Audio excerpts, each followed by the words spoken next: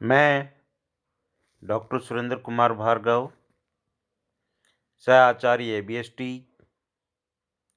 राजकीय महाविद्यालय Khetri. My dear students, आज कॉस्ट काउंटिंग के अंतर्गत अपनी चर्चा का विषय उपरियों का वर्गीकरण, क्लासिफिकेशन ऑफ ओवरहेड्स। ये ओवरहेड का अपना नया चैप्टर है और इसमें हम आज उपरियों के वर्गीकरण पर चर्चा करेंगे।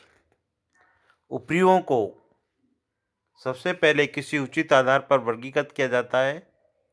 यह आधार निश्चित करने के पश्चात अलग अलग शीर्षकों के अंतर्गत इनको एकत्रित किया जाता है। इस प्रकार से एक निश्चित समय की उपरिव्यय की राशि ज्ञात हो जाती है। उपरिव्ययों को जिन आधारों पर वर्गीकृत किया जाता है, विभाजित किया जाता है, वो इस प्रकार से हैं। पहला, लागत के तत्वानुसार वर्गीकरण। नंबर 2, लागत की प्रकृति अथवा परिवर्तनशीलता के अनुसार। नंबर 3, उपरियों का क्रियानुसार वर्गीकरण। नंबर 4, उपरियों के नियंत्रण के आधार पर। 5वां, परिस्थिति के आधार पर। पहला है लागत के तत्वानुसार वर्गीकरण, classification according to element of cost. तो एलिमेंट ऑफ कॉस्ट में अपन इस पर चर्चा कर चुके हैं और अध्ययन भी कर चुके हैं। फिर भी मैं इसमें कौन कौन से आते हैं वो बता देता हूँ। इसमें आएगा अप्रत्यक्ष सामग्री, अप्रत्यक्ष श्रम और अप्रत्यक्ष व्यय। 3 तत्व होते हैं, इनको लिया जाएगा। वैसे आता है इसमें मुख्य रूप से सामग्री, श्रम और व्यय। सामग्री, श्रम और व्यय। फिर है लागत की प्रकृति अथवा परिवर्तनशीलता के अनुसार। ओवरहेड चैप्टर्स के लिए अपने लिए ये इम्पोर्टेंट है और इसका ही विशेष रूप से अपने को चर्चा करके अध्ययन करना है। अकॉर्डिंग टू नेचर, बिहेवियर और वेरिएबिलिटी ऑफ कॉस्ट। प्रत्येक प्रकार के उपरिव्यय का व्यवहार अथवा प्रकृति भिन्न भिन्न होती है। कुछ प्रकार के उपरिव्यय उत्पादन बढ़ने पर उसी अनुपात में बढ़ते हैं जिस अनुपात में उत्पादन में वृद्धि हुई है, जबकि अन्य प्रकार के उपरिव्यय उत्पादन में एक निश्चित सीमा तक वृद्धि होने पर स्थिर रहते हैं। इसके अतिरिक्त कुछ प्रकार के उपरिव्यय उत्पादन बढ़ने पर या तो बिल्कुल नहीं बढ़ते अथवा उनमें उस अनुपात में वृद्धि नहीं होती है जिस अनुपात में उत्पादन में वृद्धि हुई है। अतः उपरिव्यों को प्रकृति के अनुसार या परिवर्तनशीलता के अनुसार 3 वर्गों में विभाजित किया जा सकता है। वो है पहला परिवर्तनशील उपरिव्यय, दूसरा स्थिर उपरिव्यय और तीसरा अर्ध परिवर्तनशील उपरिव्यय। पहले लेते हैं सबसे पहले अपन परिवर्तनशील उपरिव्यय, वेरिएबल ओवरहेड्स। यह वह उपरिव्यय होते हैं जो स्पष्ट रूप से उत्पादन की मात्रा के अनुसार परिवर्तित होते रहते हैं, इसलिए इन्हें परिवर्तनशील उपरिव्यय कहते हैं। उत्पादन की मात्रा में वृद्धि के साथ साथ इस प्रकार के उपरिव्यय उसी अनुपात में बढ़ते हैं जिस अनुपात में उत्पादन की मात्रा में वृद्धि हुई है, तथा उत्पादन की मात्रा में कमी होने पर इस प्रकार के उपरिव्यय उसी अनुपात में कम होते हैं जिस अनुपात में उत्पादन में कमी हुई है। परिवर्तनशील उपरिव्यय प्रति इकाई समान रहते हैं। इसके कुछ उदाहरण इस प्रकार से हैं: मशीन चलाने में ईंधन, शक्ति, अधिकार शुल्क, विक्रय प्रतिनिधियों का कमीशन आदि। इनकी विशेषताएं, क्या विशेषताएं होती है परिवर्तनशील उपरिव्यय की, वो इस प्रकार से है। नंबर 1, परिवर्तनशील उपरिव्यय उत्पादन की मात्रा पर आधारित होते हैं, अर्थात कुल परिवर्तनशील उपरिव्ययों की राशि उत्पादन बढ़ने पर उसी अनुपात में बढ़ती है जिस अनुपात में उत्पादन में वृद्धि हुई है। नंबर 2, परिवर्तनशील उपरिव्यय स्थिर उपरिव्ययों की तरह समय अथवा अवधि से प्रभावित नहीं होते हैं। नंबर 3, उत्पादन के घटने तथा बढ़ने पर प्रति इकाई परिवर्तनशील उपरिव्यय लागत समान रहती है। नंबर 4, अधिकांश परिवर्तनशील उपरिव्यय नियंत्रणीय होते हैं। नंबर 5, अनेक प्रकार के परिवर्तनशील उपरिव्यय प्रति इकाई उत्पादन से संबंधित न होकर प्रति श्रम घंटे अथवा प्रति मशीन घंटे पर आधारित होते हैं, अतः कार्य कुशलता में वृद्धि होने पर प्रति घंटे अधिक उत्पादन प्राप्त होने से प्रति इकाई परिवर्तनशील उपरिव्यय में कमी की जा सकती है। नेक्स्ट नंबर 2 पे आता है फिक्स्ड ओवरहेड स्थायी उपरिव्यय। ऐसे उपरिव्यय जो 100% कार्य क्षमता तक कार्य करने पर स्थिर रहते हैं तो स्थायी उपरिव्यय कहलाते हैं। इस प्रकार के उपरिव्यय का एक निश्चित सीमा तक उत्पादन में वृद्धि होने पर प्रभावित होते हैं।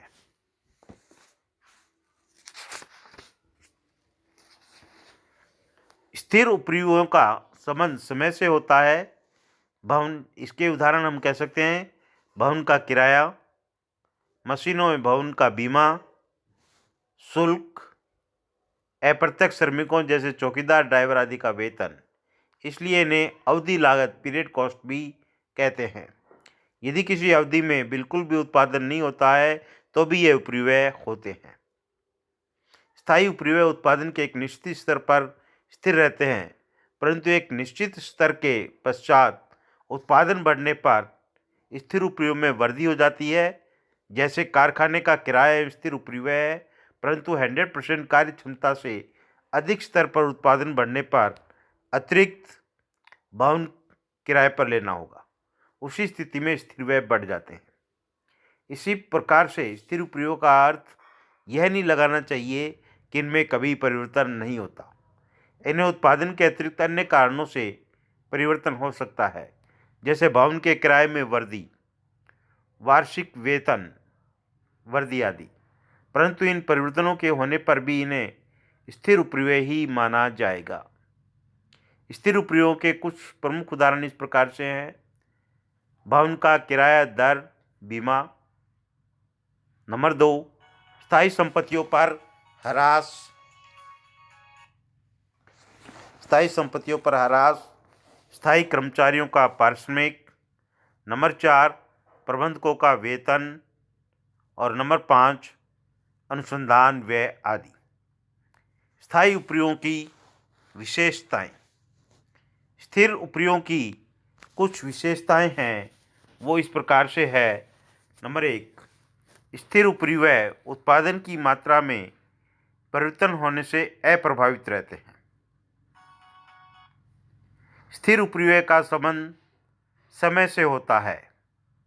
नंबर 3, इनकी कुल मात्रा स्थिर रहती है, परंतु प्रति इकाई लागत घटती बढ़ती रहती है। अर्थात उत्पादन के बढ़ने पर प्रति इकाई लागत कम होती है तथा उत्पादन के कम होने पर प्रति इकाई लागत बढ़ जाती है। स्थिर उपरिव्यय परिवर्तनशील उपरिव्ययों की तुलना में अनियंत्रणीय होते हैं। नंबर 5, एक निश्चित स्तर के पश्चात उत्पादन बढ़ने पर स्थिर उपरिव्यय में वृद्धि होती है। नंबर 6, स्थिर उपरिव्यय की मदें निश्चित होती है, परंतु मुद्रा प्रसार अथवा अन्य कारणों से इनकी लागत में वृद्धि हो सकती है। तीसरा है अपना अर्ध परिवर्तनशील उपरिव्यय, जो कि इसमें इम्पोर्टेंट है। यह वह उपरिव्यय जो आंशिक रूप से स्थिर तथा आंशिक रूप से परिवर्तनशील होते हैं, इसलिए इन्हें मिश्रित उपरिव्यय हाइब्रिड ओवरहेड भी कहते हैं। इस प्रकार के उपरिव्ययों में स्थिर तथा परिवर्तनशील दोनों का समावेश रहता है। ऐसे उपरिव्यय उत्पादन की मात्रा में परिवर्तन होने से परिवर्तित तो होते हैं, परंतु उस अनुपात में परिवर्तित नहीं होते हैं जिस अनुपात में उत्पादन परिवर्तित होता है। इन व्ययों के कुछ उदाहरण इस प्रकार से है। पहला, repairs and maintenance, bank charges, telephone expenses. Number 4, कारखाना सफाई तथा लाइटिंग। 5वां, संयंत्र तथा मशीन का ह्रास। उत्पादित वस्तुओं की लागत ज्ञात करने के उद्देश्य से अर्ध परिवर्तनशील उपरिव्ययों में स्थिर तथा परिवर्तनशील व्ययों का अंश अलग अलग करना होता है।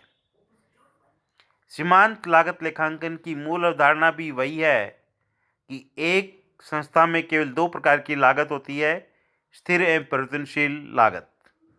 अर्ध परिवर्तनशील व्ययों को स्थिर एवं परिवर्तनशील व्ययों में अनेक प्रकार से बांटा जा सकता है, परंतु मुख्य रूप से अर्ध परिवर्तनशील व्ययों का पृथक्करण क्रियाशीलता में परिवर्तन होने पर अर्ध परिवर्तनशील व्ययों में वे परिवर्तन के आधार पर किया जाता है।